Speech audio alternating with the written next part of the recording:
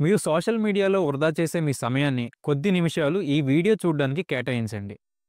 నమస్తే మిత్రులారా, నేను మీ మెరిట్ ఇండియా తెలుగు. ఈ సృష్టి యొక్క నిర్మాణం సైన్స్ ఎలా చెప్తుంది? విష్ణుమూర్తి దశావతారాలు కూడా ఇంచుమించు డార్విన్ థియరీ ఆఫ్ ఎవల్యూషన్ కి సిమిలర్ గా ఉంటాయి. డార్విన్ యొక్క ఎవల్యూషన్ థియరీ గురించి ఇంచుమించు మనందరికీ అవగాహన ఉండే ఉంటుంది. తెలియని వాళ్ల కోసం క్లియర్ గా చెప్తా వినండి. చార్ల్స్ డార్విన్ అనే ఒక ఇంగ్లాండ్ సైంటిస్ట్ 27 మార్చ్ 1831లో ఇంగ్లాండ్ నుంచి లాటిన్ అమెరికాకి వెళ్లే మార్గంలో దాదాపు 5 సంవత్సరాల పాటు గెలాపగోస్, ఫాక్లాండ్ లాంటి ఐస్లాండ్స్ లో వేరువేరు జంతుజాతుల శిథిలాలను సేకరించి అక్టోబర్ 2, 1836న మళ్లీ ఇంగ్లాండ్కి చేరుకున్నాడు. తన ఫ్రెండ్స్లో బాటనీ, జియాలజీ ప్రొఫెసర్లు మరియు జియాలజిస్టులతో కలిసి ఆ శిథిలాల మీద కొన్ని పరీక్షలు జరిపారు. తరువాత ఒక థియరీని ఇంట్రడ్యూస్ చేశారు. అదే మనందరికీ బాగా తెలిసిన డార్విన్ థియరీ ఆఫ్ ఎవల్యూషన్. ఈ థియరీ ప్రకారం భూమి మీద మొట్టమొదటి జీవరాశి అనేది నీటిలోనే ఏకకణ జీవిగా మొదలైంది. ఆ తరువాత 100 సంవత్సరాల పాటు ఈ ఏకకణ జీవి అనేది మెల్లిమెల్లిగా అభివృద్ధి చెందుతూ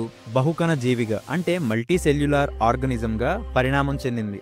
ఆ తరువాత ఆ జీవులలో ఆహారంలో అలవాట్లు మారడం, భూమి మీద లైఫ్ అనేది నీటి నుండి నేల మీదకి వచ్చింది. ఆ తరువాత సర్వైవల్ ఆఫ్ ద ఫిట్నెస్ అంటే ఈ ప్రకృతిలో జీవులు మనుగడ సాగించడం కోసం ఎవాల్వ్ అవుతూ వచ్చాయి అని ఒక సైంటిఫిక్ థియరీని ప్రపోజ్ చేశాడు డార్విన్. భూమి మీద జీవం మొదలవడానికి మొట్టమొదటి కారణం నీటిలో పుట్టిన చేప. ఆ తర్వాత నీటిలో ఇంకా భూమి మీద కూడా బ్రతకగలిగే కూర్మం అంటే తాబేలు. ఆ తర్వాత కేవలం భూమి మీద మాత్రమే బ్రతకగలిగే వరాహం. ఇవన్నీ డార్విన్ థియరీకి సపోర్ట్ చేసే మన ఇండియన్ మైథలాజికల్ ఈవెంట్స్. వాటి గురించి ఒక్కో అవతారం గురించి మాట్లాడుకునేటప్పుడు డీటెయిల్డ్ గా మాట్లాడుకుందాం. మరి ఇవన్నీ మిస్ అవ్వకుండా ఉండాలి అంటే ఇప్పుడే మన మెరిట్ ఇండియా తెలుగు ఛానల్ ని సబ్స్క్రైబ్ చేసుకోండి.